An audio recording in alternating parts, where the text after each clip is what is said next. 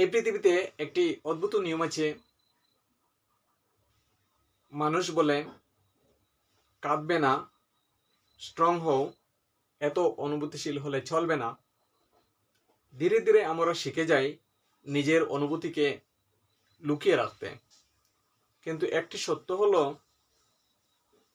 আমরা এরকম করে নিজেদের একটি বড় অংশকে হারিয়ে ফেলি। আজ আমরা কথা বলবো দুইটি বিষয়ে। প্রথমত, এই আবেগ এড়িয়ে যাওয়া পৃথিবীতে সম্পূর্ণভাবে অনুভব করার সাহস।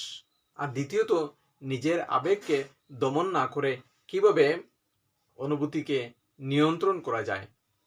কারণ সত্যিকারের শক্তি হলো নিজের অনুভূতিকে দমন করা নয়, নিজের অনুভূতিকে বুঝতে শেখা।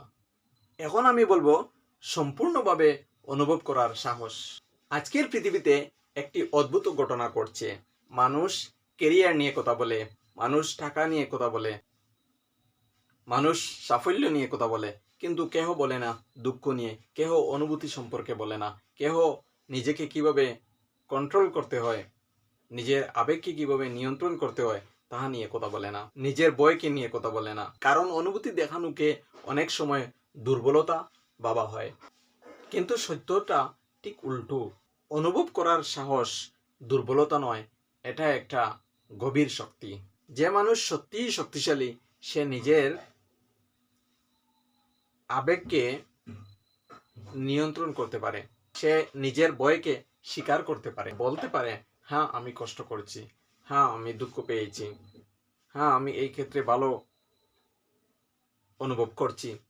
কারণ সে জানে অনুভূতিকে অস্বীকার করলে সেগুলি অদৃশ্য হয় না, সেগুলি শুধু ভিতরে জমে যায়। আর একদিন সেই জমে যাওয়া অনুভূতিগুলি ভিতরে ভিতরে মনকে ক্লান্ত করে ফেলে।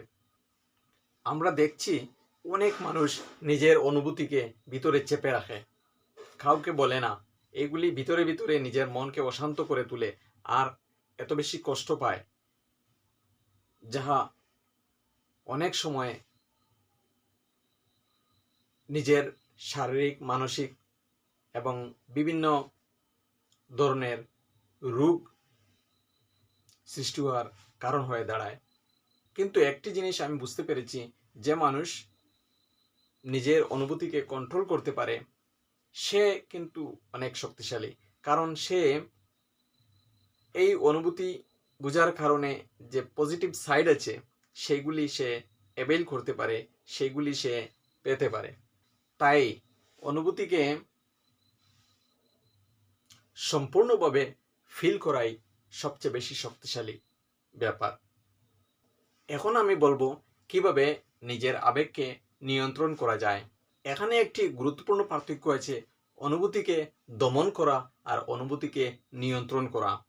দমন করা মানে রাগ আসছে সেটাকে জোর করে থেমে রাখা, কষ্ট হচ্ছে কিন্তু নিজেকে বলা আমি কোনো কষ্ট পাচ্ছি না।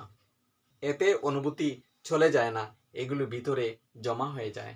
কিন্তু ইমোশনাল রেগুলেশন ভিন্ন, অর্থাৎ অনুভূতিকে নিয়ন্ত্রণ করা হচ্ছে অন্য ব্যাপার। এখানে নিজের অনুভূতিকে চেপে না রেখে নিজের অনুভূতিকে বোঝার চেষ্টা করা হয়। আপনি নিজেকে বলেন আমি এখন রাগ অনুভব করছি, আমি এখন সুখী অনুভব করছি, আমার এখন ভালো লাগছে, ইত্যাদি ইত্যাদি। আপনি এখানে সেই অনুভূতির দাস হয়ে যান না, আপনি সেই অনুভূতিকে বুঝতে পারেন, পর্যবেক্ষণ করতে পারেন। ঠিক আকাশে ভেসে যাওয়া মেঘের মতো। মেঘ আসে এবং চলে যায়, অনুভূতি আসে, থাকে এবং চলে যায়।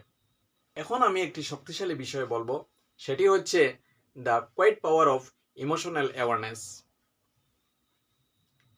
যে আবেগ সম্পর্কে সচেতনতা হওয়ার শক্তি। যখন আপনি আপনার অনুভূতিকে বুঝতে শেখেন তখন আপনার ভিতরে একটি শান্তি আসে, সুখ আসে। কারণ তখন আপনি আর আপনার অনুভূতির এগেইনস্টে কাজ করেন না, সেগুলিকে বুঝতে পারেন, অনুভূতির বিরুদ্ধে যুদ্ধ করেন না। আপনি বুঝতে পারেন প্রতিটি অনুভূতির একটি বার্তা আছে। ভয় আমাদেরকে সতর্ক করায়, দুঃখ আমাদেরকে শেখায় কি সত্যিই গুরুত্বপূর্ণ, আর ভালোবাসা আমাদেরকে মনে করিয়ে দেয় আমরা একা নই। যে মানুষ এই সত্যগুলি বুঝতে পারে সে ধীরে ধীরে গভীর শক্তিশালী হয়ে ওঠে। সে নীরব শক্তিশালী হয়ে ওঠে, যা চিৎকার করে না কিন্তু ভিতর থেকে মানুষকে দৃঢ় করে তোলে। দেখুন, এই পৃথিবী হয়তো আপনাকে বলবে নিজের অনুভূতিকে লুকাতে, কিন্তু মনে রাখবেন অনুভূতি হওয়া মানুষের একটি গুরুত্বপূর্ণ অংশ। সত্যিকারের শক্তি অনুভূতিকে মেরে ফেলা নয়। সত্যিকারের শক্তি হলো অনুভূতির সঙ্গে শান্তভাবে থাকা, তাকে বুঝতে পারা আর তার সঙ্গে সচেতনভাবে নিজের পথ বেছে নেওয়া। কারণ যে মানুষ নিজের অনুভূতিকে বুঝতে পারে সে ধীরে ধীরে নিজেকেও ভালো করে বুঝতে পারে। আর যখন আপনি আপনাকে ভালো করে বুঝতে পারবেন তখন আপনি সত্যিকারের মানুষ হয়ে উঠবেন। তখন আপনি আপনার শক্তিকে সত্যিকারের কাজে লাগাতে পারবেন। আপনি ভিতর থেকে শক্তিশালী হয়ে উঠবেন। আর যদি আমার ভিডিও ভালো লেগে থাকে তাহলে একটি লাইক দিয়ে দেবেন আর চ্যানেলটি সাবস্ক্রাইব করবেন, যাতে আমরা সবাই একসঙ্গে নিজেকে আরো বেশি শক্তিশালী করে গড়ে তুলি। ধন্যবাদ।